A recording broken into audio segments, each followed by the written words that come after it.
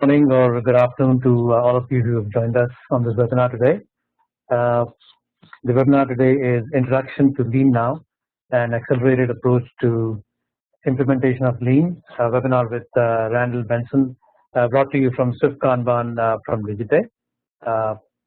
Let's start with some basic housekeeping stuff. We'll start off with a few introductions and then a quick word from the sponsor. Will just give you a quick introduction of Swift Kanban and Digite. After that, I'll hand over to Randall so he can talk about LeanNow and introduce you the basic concepts of implementing Lean using the LeanNow method. And then finally, we will move over to the Q&A section and wrap up after that. Just also a couple of other things to keep in mind that we will take questions via the Q&A box that you can see on the bottom right side of your screens. You can enter your questions at any time during the webinar, and we will take those up at the during the Q&A session in order that they are received. And we try and answer as many questions as we can during the webinar. But if we run out of time, we will take those up afterwards through email and connect with you. And a couple of you have already asked the question. The webinar will be recorded, and the slides and the recording of the webinar will be made available to you after the webinar, probably within a day. So with that, once again, a warm welcome to all of you who joined. Today's speaker is Randall Benson, who is CEO of Benson Consulting. He was a lean consultant and coach, and author of the Quest Effect. I'll say a few more words about Randall right after this. My name is Mahesh Singh. I'm co-founder and Senior Vice President of Product at Digite, and I'll be moderating the webinar today. So quick introduction to Randall. He is a self-confessed lean heretic, and as he presents his webinar today, you will get to see why. He's been a lean consultant, a coach, and trainer for a number of years, and he's also the author of the Quest Effect, a book that's done well in terms of organizational transformation. He's worked in the area of manufacturing, distribution, healthcare, government, insurance, banking, and a number of other areas, including high tech. And he's based out of the Seattle area. So it's sort of early evening or early night, I guess, there, and I'm sure he's enjoying some good weather there. A quick introduction to Digite. Digite is a pioneer in the web-based collaborative products and solutions space for geographically distributed teams. We are headquartered in Mountain View, California. We have over 300,000 users worldwide that use our products, and our products cover Lean, Kanban, Agile, ALM, and project portfolio management. And Swift Kanban is our flagship Lean Kanban product. It's been used by a wide variety of customers, both in IT, software, and a variety of non-IT or non-technology applications as well. And some of what Randall will talk about in today's LeanNow webinar will relate to Kanban in general, and he might show a little bit of the application of Swift Kanban to the implementation of Lean. So Digite has a pretty full product stack, which is primarily meant for Lean, Agile, ALM, application lifecycle management. And as you might see from this slide, that we provide a fairly full function capability for technology organizations to manage their IT portfolio, IT projects, and other assets from start to end, and manage the full lifecycle of those products. If you're interested to learn more about these, you're most welcome to come to swiftkanban.com or digite.com and learn a little bit more about the product. And just to give you an idea of some of our customers that around the world that use our products, we have a wide variety of companies, from corporate IT to IT services and consulting companies, as well as ISVs and other companies that use our products for both software and non-technology work within their organizations. So with that, I'm going to hand over to Randall, and let's go ahead and make Randall the presenter. And Randall, very warm welcome to you today on this webinar. Well, thank you very much for having me, and I'd like to Welcome everybody to this introductory webinar on LeanNow, and today we'll get a chance to talk about kind of a non-traditional approach to implementing Lean, particularly in non-manufacturing organizations. And I'm going to bring up my slides here in just a moment. We'll be able to follow along. Okay, there I am, and just head on to the next slide here. So today I'd like to talk about a few heretical ideas in terms of traditional approaches to Lean, and I hope you'll enjoy following along with me. I'd like to talk a little bit about the fact that there's been so little change in Lean since it was originally developed by Toyota, and so in the last 30 years or so, basically we've all followed the manufacturing model for implementing Lean, and I think those days are ready to change. We've been essentially doing Lean backwards for most of us. Those of us that do traditional Lean and we're not in manufacturing are probably doing it in the reverse order, and doing it in the reverse order has a staggering cost to non-manufacturing organizations. And that's really what I'd like to address today, is talk about a different approach for non-manufacturing organizations that would work better and cost a lot less and achieve the results much quicker than using the traditional model that we followed in the past. In order to have a different model for implementing Lean, it's extremely important that we apply some new technologies that weren't available 30 or 40 or 50 years ago when Lean was first developed. So I'll talk a little bit today about what those technologies are and how they allow us to change the game and challenge the assumptions that have held so long for Lean. And conclude by really asking you folks to rethink with me some of the Lean precepts that we followed for so long and challenge those with some other possibilities that would make a big difference for the 90% or so organizations around the world who are not manufacturing organizations but could certainly apply Lean principles very effectively. So, yes, and the last point is if we can do this, it's possible, I believe, to go from not doing Lean at all, basically from ground zero, to being able to manage with Lean principles in under 30 days instead of in 30 months, which has been more typical for large organizations trying to use the traditional approach. To do that takes a really simple process. Traditional Lean is quite complicated, quite intensive. But actually to go from zero to Lean using some new principles and some new technologies, we can do this in just a few steps. They're very straightforward and easy for nearly any organization to master and use.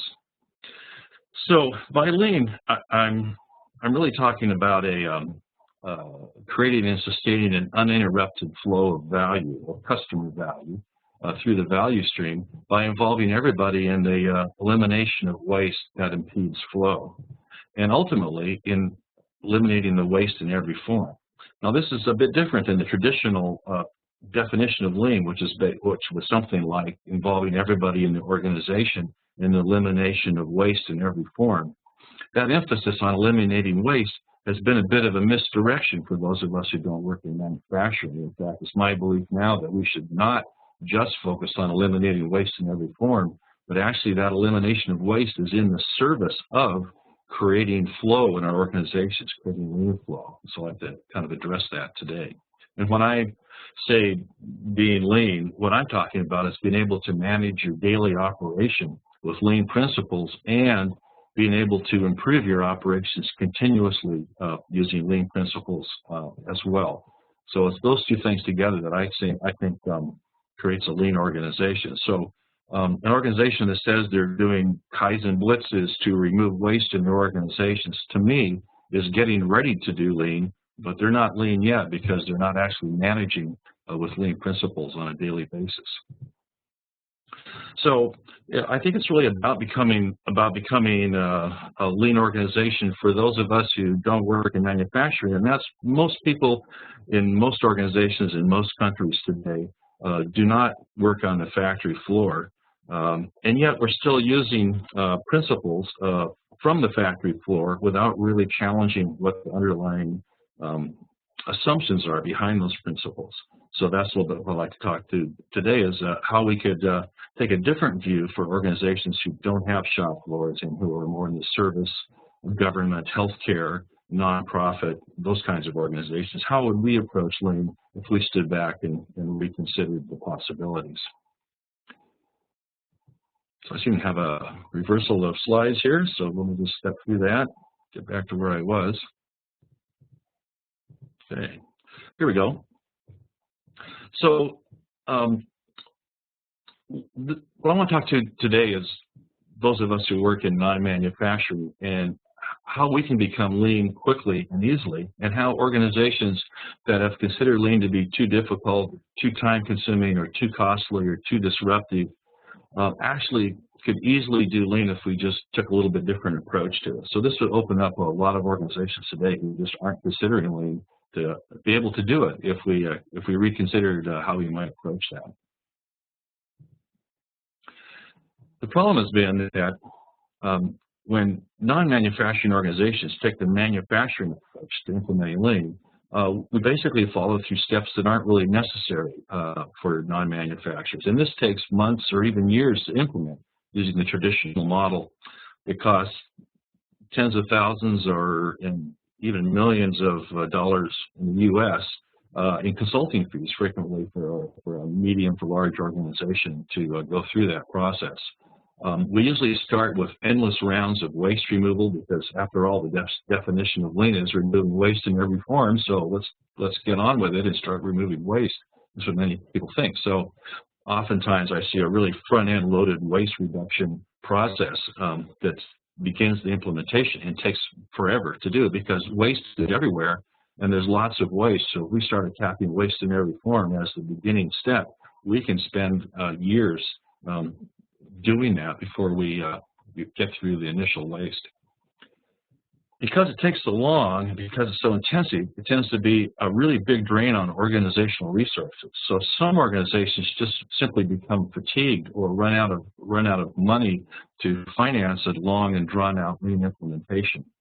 Not only that, but because so many people are working on the project and so many things are being changed in so many places, lean can be really disruptive to the organization and get in the way of the organization's ability to achieve its other goals.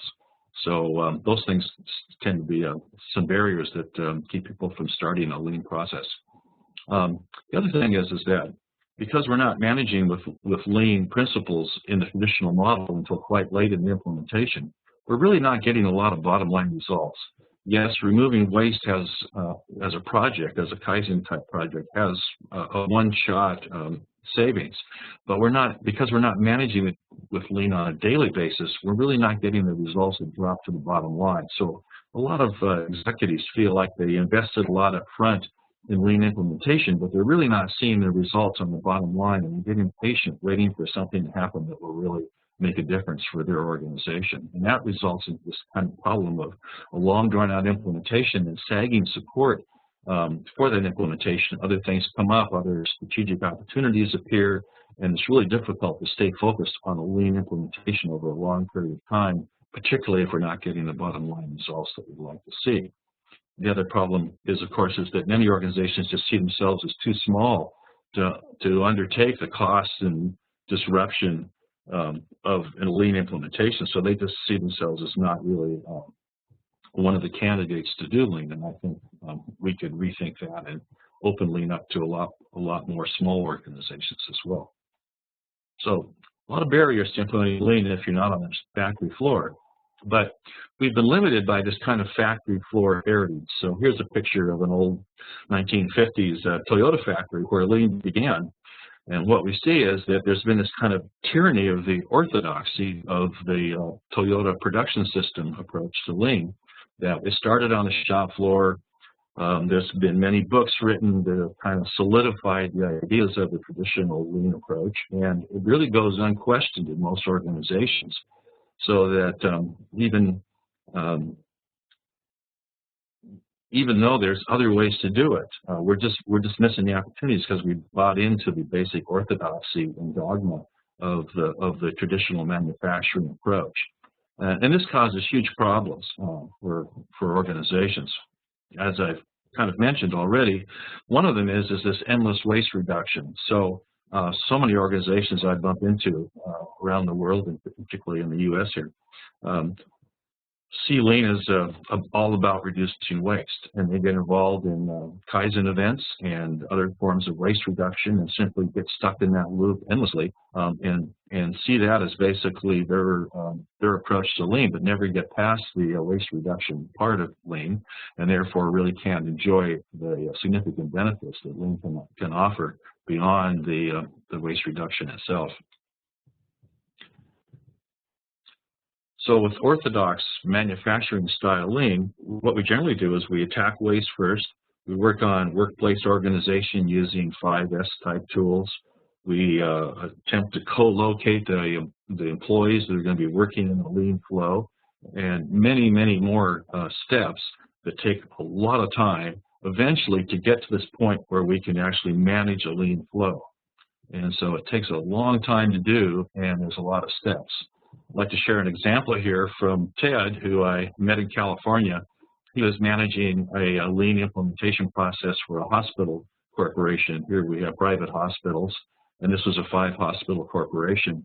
He was into the project 18 months when I met him, has spent over $1.5 million US on implementation activities, and still had, in his opinion, about a year to go and at least another $500,000 before he was going to be in a position to actually manage his healthcare delivery operations with Lean principles. And this slide here shows some of the things that he'd been working on. They were all important, and they were all part of the traditional approach to Lean implementation. And so they'd been on factory tours, done waste assessments, many, many Kaizen blitzes, 5S workplace organization, problem-solving metrics and dashboards, training, a lot of project management, a huge project office. Over 200 people in his organization were on teams that were doing parts of the Lean implementation. And yet, even after that 18 months, not one single operation was actually being managed on a daily basis with Lean principles. So I think this kind of underscores the danger of working using the traditional Lean model, and this is what I'd like to help avoid in the future. So I think what we can achieve if we're not a manufacturing organization is very rapid implementation of Lean flow and the ability to manage that Lean flow using Lean principles. We can do this at very low cost. We can get rapid bottom line results. Typically, we can be up and running with Lean in 30 days and be able to measure bottom line results in probably 60 days from the time we start implementation. Because it's short, it can be rather smooth and easy. It's not as complex and doesn't involve as many resources of the organization as traditional Lean implementation would. It's easy to sustain support because we have a very short time period between starting and getting bottom line results. It's also about targeted waste removal. So instead of doing removal or attacking and eliminating waste in all forms across the organization, we're going to have a tool that will allow us to pinpoint the high leverage waste and allow us to remove that high leverage waste first before attacking waste across the board in general. And we also can, because the cost is low and it's quick and easy, we can open this up to a lot of organizations that are smaller that haven't really considered themselves candidates for Lean in the past. So kind of the supposition that I started with a few years ago was asking the question, could we go from 0 to Lean in 30 days or less and actually achieve results that would be similar to the long traditional Lean implementation process that I've experienced so many times in manufacturing organizations? And what would that look like? How would an organization work if they were able to achieve Lean results that quickly, within weeks instead of years? And how would the payback model change for Lean if we were able to achieve results in just a short period of time? So this would require a different approach, and in my opinion, it would have to be purpose-built for those of us who work in non-manufacturing organizations. And in order to do that, in order to have it look different than what we've done in manufacturing organizations, we have to be able to apply new technologies that weren't available or weren't germane to manufacturing organizations in the past. And so that's been very important, is to kind of say, how can we step back and kind of rethink the whole lean process for non-manufacturing organizations, and how would it be different than a manufacturing company itself? So service organizations and other non-manufacturing organizations are tremendously different than manufacturing organizations. They have personalized work areas, intangible products frequently, high variations in demand, virtual work groups that can be dispersed across the country or across the world. People in the organization often work in many value streams at the same time rather than being dedicated to a single value stream. There can be many concurrent flows within the organization at the same time. So there's a lot going on that is tremendously different than how manufacturers work.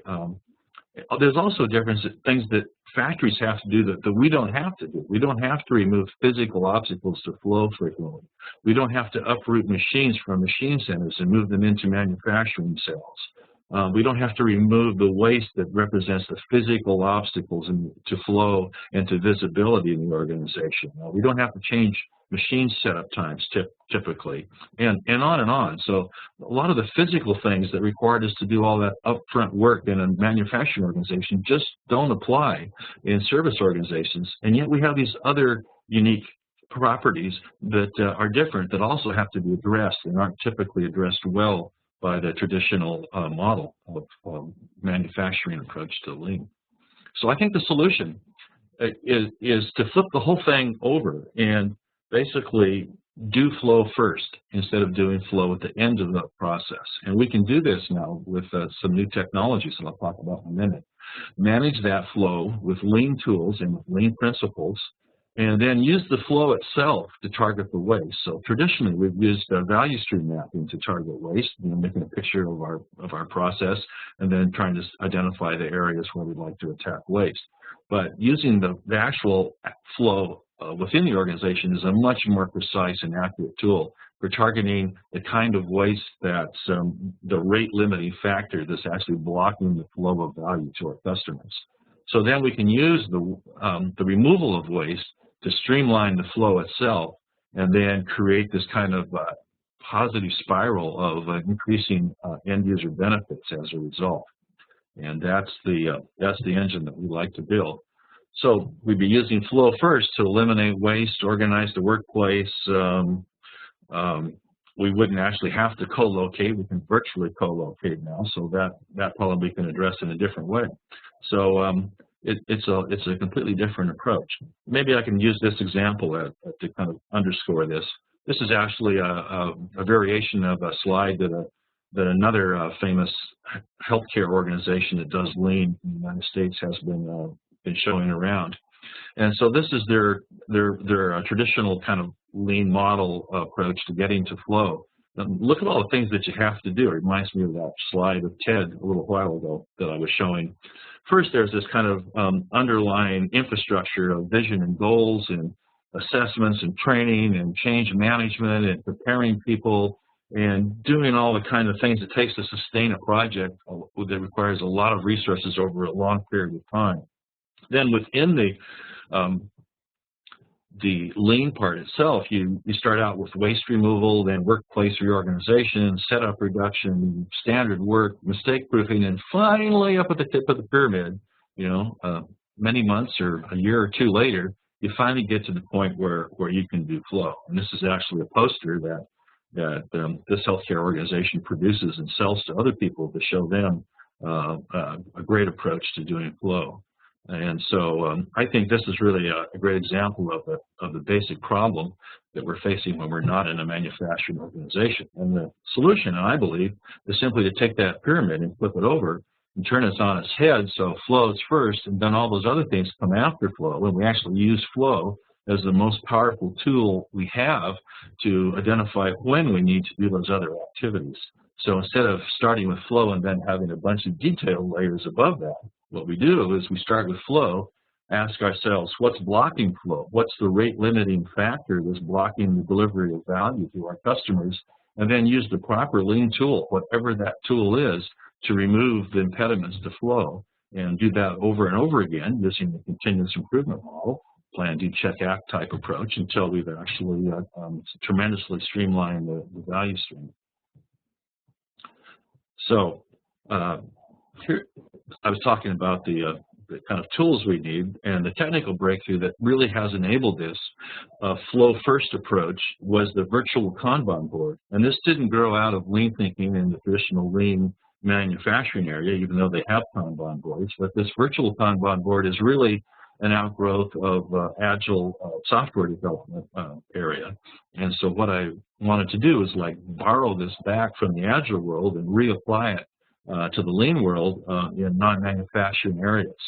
And this is how I got to meet the folks at Digite, because they produce arguably the finest Kanban board product there is, and one of the very few that was flexible enough to be repurposed from software development into lean management of daily operations for service organizations. So we could change the words, we could change the logic of it enough to allow us to actually use it as a Kanban board in the lean sense instead of in the software development sense. And so I could talk, I think, a little bit later about what the differences are, but basically one of the key differences is in software development, we don't have very many steps. It's usually something like ready, in process and done, whereas in non-manufacturing organizations that I work with, we often have 12 to 18 steps in the middle that the process flows through, and we actually track much finer, more granular steps in the process with the Kanban board if we're doing actual operations itself. So it just takes a few simple steps, much different than the traditional manufacturing model. We basically start out by understanding some lean principles that we have to apply right away. Pick one value stream, map that value stream, build a virtual flow and a set of queue limits based on the Kanban board tool, and then implement pull and learn how to manage the flow of within the value stream using lean principles. And once we get the flow working, we use that flow to identify waste, eliminate the waste, and streamline the actual flow of the value stream itself. And so it's not very complicated. If you compare that to the earlier steps I showed, it's a radically different approach. So we begin by trying to understand what the lean principles are that we need to get in order to start with flow, as opposed to going through the waste reduction and other traditional steps of lean implementation. To do this, I use a conference room simulation because it's faster and more effective than classroom training in order to get that aha moment when the folks in the organization actually can see and understand how this is different than what they're doing today. And so this typically goes through 4 phases. It's a simulation of non-manufacturing value delivery, kind of a paperwork process that you'd see in a traditional service organization. And it's very easy and quick to understand how your simulation will, or how the flow could work in your area. And then the second part of that is really understanding how you can translate what you see in the simulation into your organization, how to apply it there. Here's an organization I worked with in the U.S. Going through the simulation, and you can see in the inset there's their scorecard as they're keeping track through 4 phases of the game, the traditional things like throughput time, value added time, working process, things like that. So they're actually able to see transformation in their process as a result. Here's just a quick picture of the first and last phase of the simulation scorecard, and you can see just dramatic changes. Throughput time has dropped by a factor of 10 almost. The actual rush time, which is the value added time, is dropped in half. That's basically a measure of productivity. Work in process that's in the flow at any one time is dropped almost by a factor of 10. And you can look down through here and see that the performance changes between phase 1 and phase 4 are really nearly unbelievable. They're really quite extreme. And yet organizations have been able to achieve close to what you see in phase 4 within just a few weeks of starting their implementation. some organizations, like I worked with a bank in the U.S. where the bank president sat through the game and stood up at the end of the game and said, oh, we can do this. I want this to happen in the next few weeks. Let's go ahead and get started and make it happen. Other organizations need to spend a lot more time understanding what the relationship is between the simulation game that they just went through and how things would actually work in their organization. So in one day, we actually start with the simulation in the morning and then spend the afternoon talking about how that would map into their organization.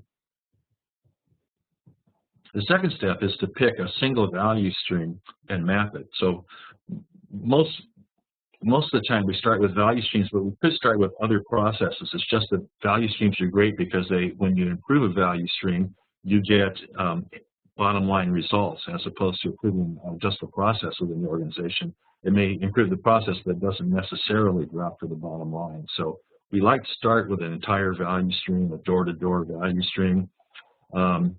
And a value stream basically is an end-to-end flow of value, utility, or benefit to the end customer. And it's a sequential group of processes. For example, the employee intake process in an organization, customer onboarding, outpatient infusion in a healthcare setting, approving building plans in a government setting, setting long-term care or selling long-term care insurance online in terms of web-enabled service delivery. Those are the kinds of things that we'd be looking at to start with in terms of applying this rapid lean approach. There are several value streams in any organization, and so we can either choose one of those value streams, or if there's a critical core process, for example, doing payroll or something like that, that's the most important thing to the organization, then could start there. But we, like I say, would prefer to start with the value stream. Here's a typical value stream map. It's kind of the industrial value stream map. We're looking at improving this and making it less industrial looking over the next few months, but we've been able to use this successfully so far, and it just kind of lines up the key processes in a value stream. And then across the bottom, I think it's really important to notice that the timeline for how long it takes to deliver that value is noted across the bottom. And so we're able to see not only the process time, but also the time the work waits in the in-basket somewhere without being worked on, and all of that adds up to the entire process line, or process time. So start with a value stream and try to map it out so we can see the end-to-end creation of customer value.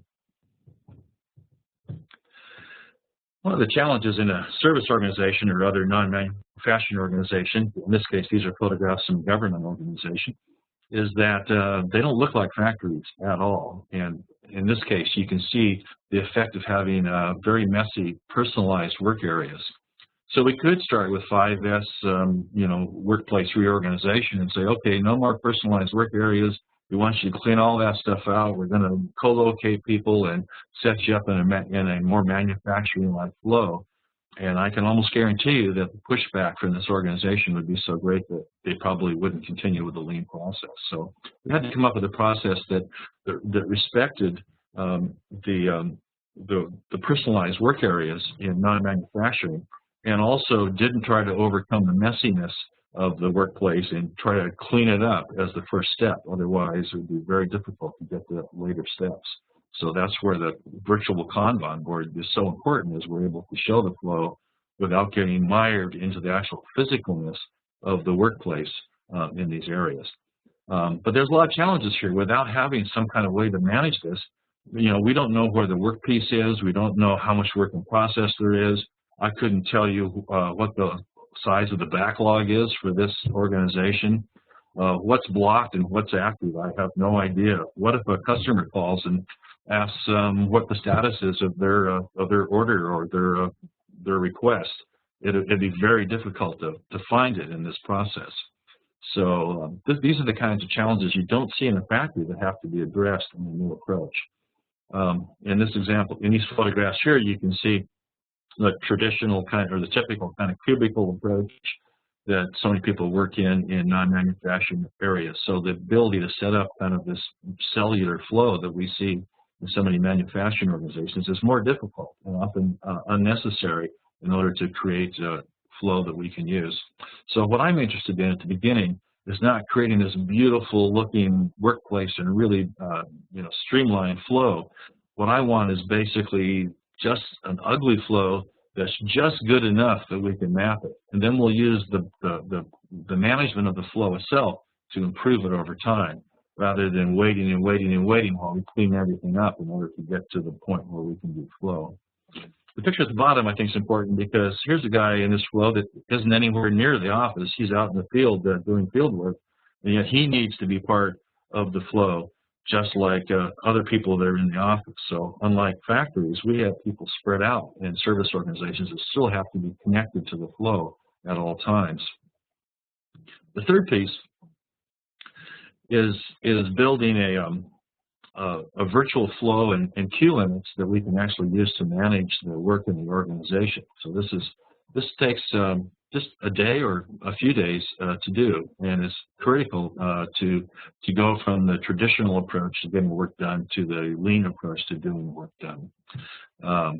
So let's take a look at how it would work. So we start out by taking the value stream map that we built initially to understand what the flow is in the value stream, and then translate that to a Kanban board. So here's a little piece of the Swift Kanban product showing a work this is actually work in a government agency, the one that was in the photographs earlier, and they're tracking complaints about illegal dumping and about rodents. Usually we call this the rats and garbage department.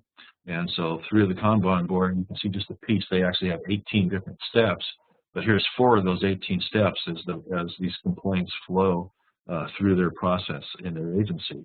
And what we want to do is map the value stream map into those processes and decide which ones we're actually going to track on the virtual Kanban board itself. Here's a picture of a larger piece, still not the whole thing, but a larger piece of the virtual Kanban board. And you can see here kind of how the work flows across the board from the left to the right. And also you'll see that there's some unique things going on here. We have an area that's called ready to pull, which means that those have been completed in the section, in the process they're in, and as soon as somebody's available, they can be pulled into the next section. You'll also see a red section in the middle of this that says it says ready for 3.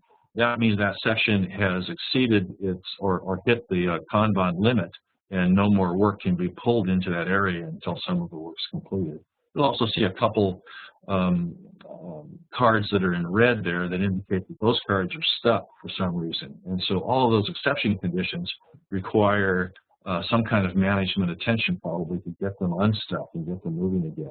So that's how we know where supervision should intervene in the process, is by flagging these things that are exception conditions here. So on the board, I think the critical things are the columns representing the process, the cards representing the work itself, the ready to pull area indicating that the work can be moved to the next stage, but it's not pushed to the next stage. It's held at the stage it's in until somebody pulls it. And if nobody pulls it, that will eventually exceed the Kanban limit on the earlier stage, and the board will start freezing up as the work gets stuck. And that creates a kind of immediate crisis that demands management attention. And that's exactly what we want. We want an immediate crisis that requires attention today, rather than finding out months from now that we have so much work in process and so much backlog that we can't meet customer requirements any longer. So we have our value stream across the top, the process columns, the workpiece cards, the left to right flow, the area where cards are being worked on, the ready to pull area, and some block cards and limits exceeded. So just kind of calls out the different pieces of the board as we would use it in a non-manufacturing application. Again, what we're looking for here is minimum viable flow. We don't have to improve the flow beyond being able to actually put it on a virtual Kanban board. So we can start with what we have. Otherwise, we can be lean now. We don't have to do a bunch of things before being lean. We can just take what we have and manage it with lean principles, and then use the continuous improvement model and the kind of the theory of constraints idea of identifying the rate limiting factors to identify how to improve that over time. The fourth part is implementing pull and managing flow. So this is the management of the work area and the management of the physical flow using the Kanban board itself. So here's a piece of the Kanban board again. We're going to use this to manage flow, and you'll see that at the top there's a number 9/15. That 15 is the limit of the amount of work in process in that step. So limiting work in process as part of the Kanban and pull method is absolutely essential to make this work, and we can see that we have 9 in that column and we can accept 15, so we're okay right now. But what we'll need is we need to be able to visualize the flow. We need Kanban logic. We need limits on the amount of work in process, and we need rules for pull so that people don't push the work into this process, but it has to be pulled by the downstream people. And that's what keeps it balanced and keeps the throughput times and other measurements of customer responsiveness consistent. So here we pull from the ready to pull section into the ready working section in the next area. And then when we're finished there, it drops down into the ready to pull for that column. And then the folks in the next column would pull it through. So I think I'm missing a little arrow there, but you get the idea that we go to the next working area there.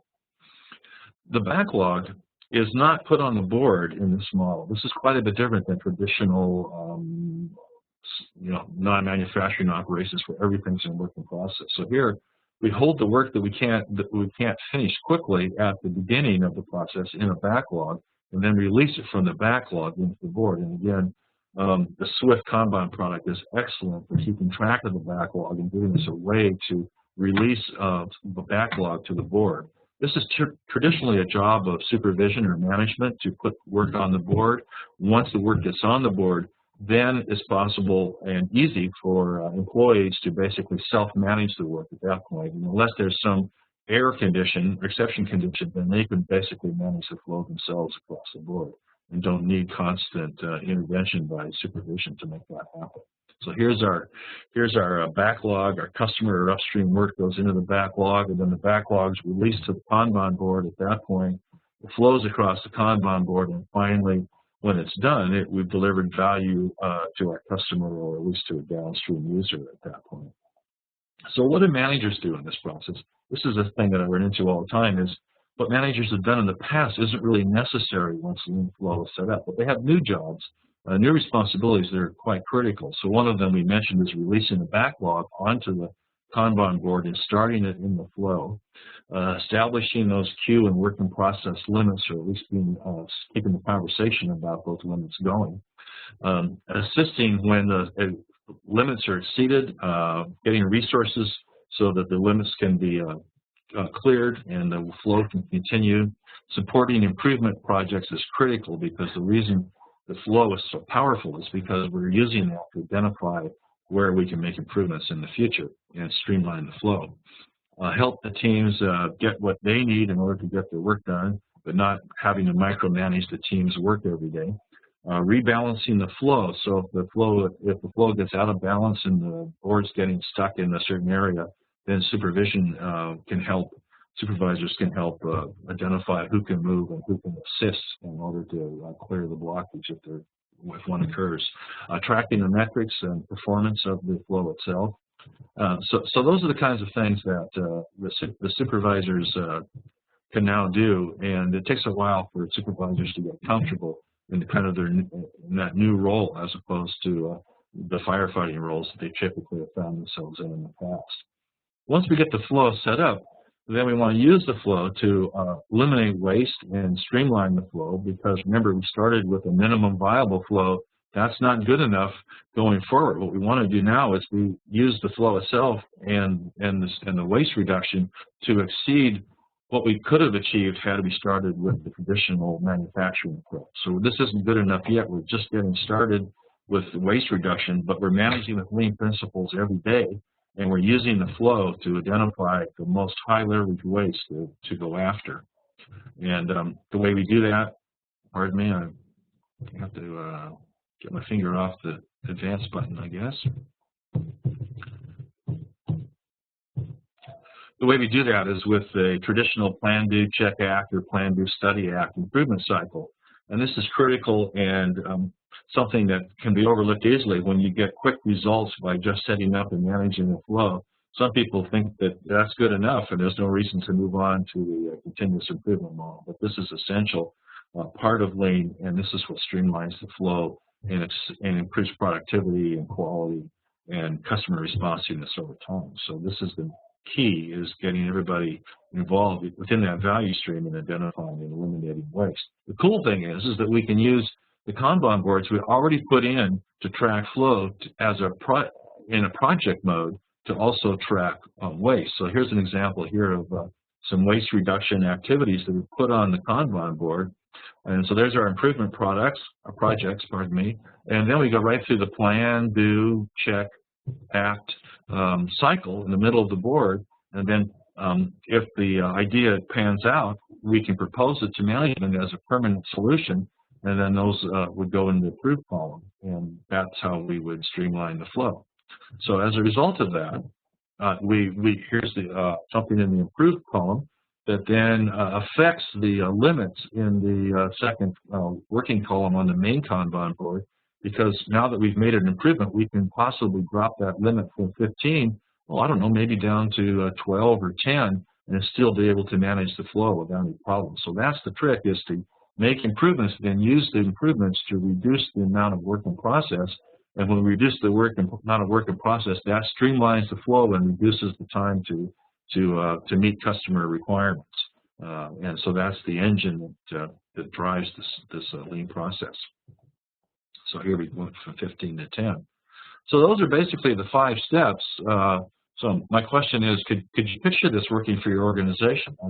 Are they simple enough and easy enough and cost effective enough and effective in terms of bottom line results that they actually make a difference for your organization? So we call this process LeanNow just because it kind of hints toward this idea of a rapid approach to go from 0 to actually managing with lean principles in 30 days or less while achieving really remarkable bottom line results. And I wish I had time to go through some of the results the clients are achieving, but you've probably seen traditional results advertised for other kinds of lean approaches. And this model, even though it's very fast and very inexpensive, achieves at least the same results that we've seen in more traditional lean implementation. So it's proven to be very effective in that sense. So LeanNow, just to summarize, is the idea of doing flow first instead of flow last, using this technology of virtual Kanban boards to break the traditional precepts of lean and the way we can do it, and change the way we can do it in non-manufacturing organizations, using the flow itself to target the high leverage waste instead of going after waste everywhere and spending years doing it, removing waste to tighten the flow and increase the rate of delivery of value to our customers, and as a result, being able to create really awesome outcomes, both in terms of customer outcomes, but also in terms of bottom line results, in terms of responsiveness, quality, productivity, and accelerating the flow of revenue through our organization as a result. This is probably a good time to stop and just take some comments and questions from folks in the audience here. Thanks, Randall. A great presentation as usual, and very, very interesting concepts. Of applying the LeanNow principles to get lean implementations faster, focusing on flow and first, and then waste elimination later, in order to get an accelerated lean approach. Bunch of interesting questions that have already come up. Let me start with one of my own, which is sort of the theme for a number of the questions that have come up, as always, is that how is LeanNow different from other lean approaches? And I sort of alluded to that a little bit, but I'm sure you'll explain it better. A couple of people asking that question. Yeah, it's a great question. The main difference is that we're not we're not following the path that you would follow if you had physical impediments to flow in your organization. On a shop floor, like I said, the machines are impediments. The physical work in process is an impediment. The actual storage and visibility in the shop is an impediment. Most of those things don't apply in service organizations, but we have new problems in service organizations, like the intangibility of the product and the personalized work areas and the difficult and multiple flows going across someone's desk at one time, and people not being co-located or being impossible to be co-located physically. So what we tried to do is not repeat the processes that had to do with the physical impediments on the shop floor, but also address the different kinds of problems that service organizations have when they're attempting to do Lean. And so those two things together kind of created a different approach. And the different approach basically is to start with flow and then use flow as a tool as soon as we get it working to make the other improvements that would have been done first in the manufacturing approach.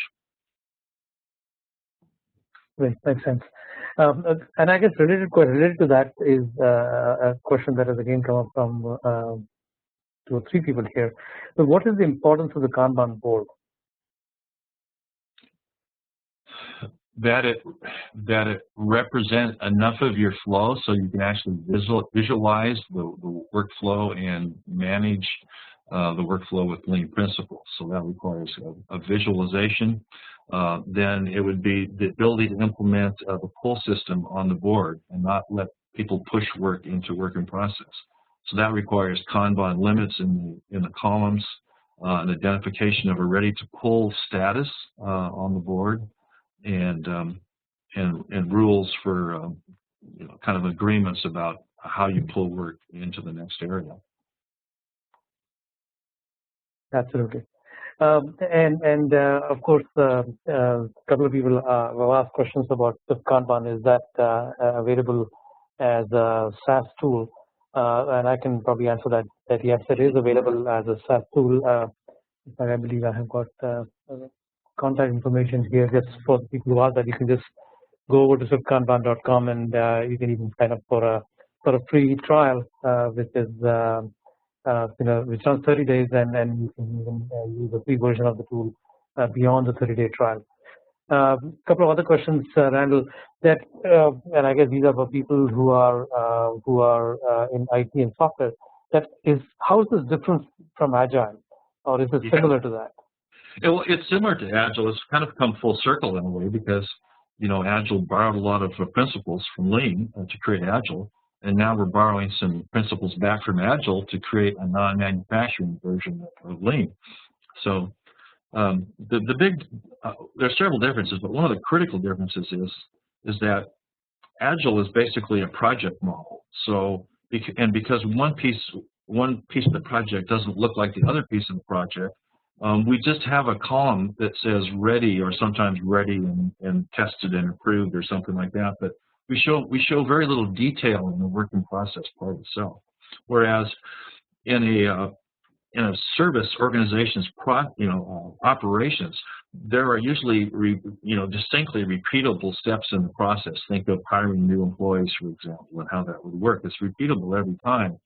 So as a result, we can break out the columns into much more detail and track it more specifically. So we're tracking a flow, a repeating flow, or a repeating cycle, if you like, as opposed to a project, which is more what Agile is all about. Also, the way that work gets released, gets put into Backlog and released from Backlog to the Kanban board is much different. In an Agile model, we'd have a Scrum approach where there'd be 2 Backlog boards, actually, a more general one and then a detailed one that would be the next week's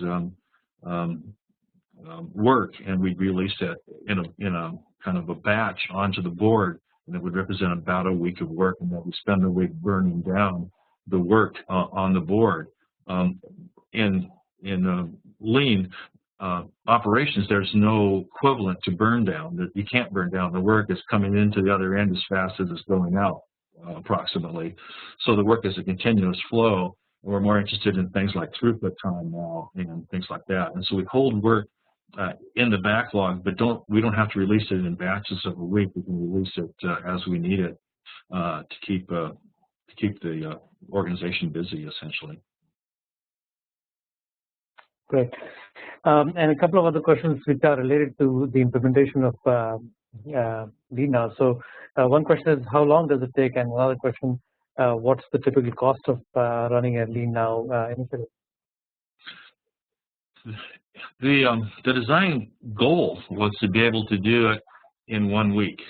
So we designed it for an intensive 1-week process. Day one, we started with a simulation and discussion of how this maps in your organization. On day 5, we're doing the first round of process improvement.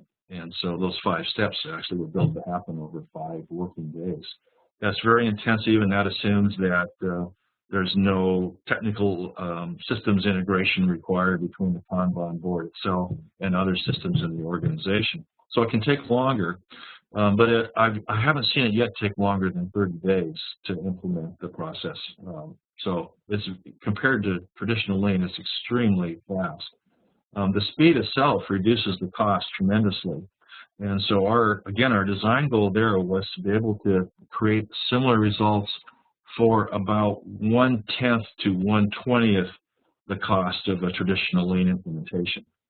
So something that would cost hundreds of thousands of dollars, we want it to cost tens of thousands of dollars or less, essentially. And so far, that's worked very well. So in terms of US dollars, some organizations have been successful doing this with a budget of as low as $25,000 to do an entire value stream and get it up and running. And we can compare that to hundreds of thousands or millions of dollars in consulting fees in the traditional way. And of course, the internal costs are much, much lower because of the speed of the implementation as well. So we really thought in that way it's kind of a disruptive product. It gets about 90% of the results of a full Lean implementation for about 5% of the cost of a full implementation. And that sounds really attractive. I've been associated in the past with the traditional Lean implementation, Lean Six Sigma, which really focused on a lot of organizational certification of people and of the identification of waste elimination opportunities, and really a whole lot on the flow aspects, at least initially, and it would take years to implement. So this sounds absolutely a completely different approach, and has to be much lower in terms of time and cost than the traditional approaches.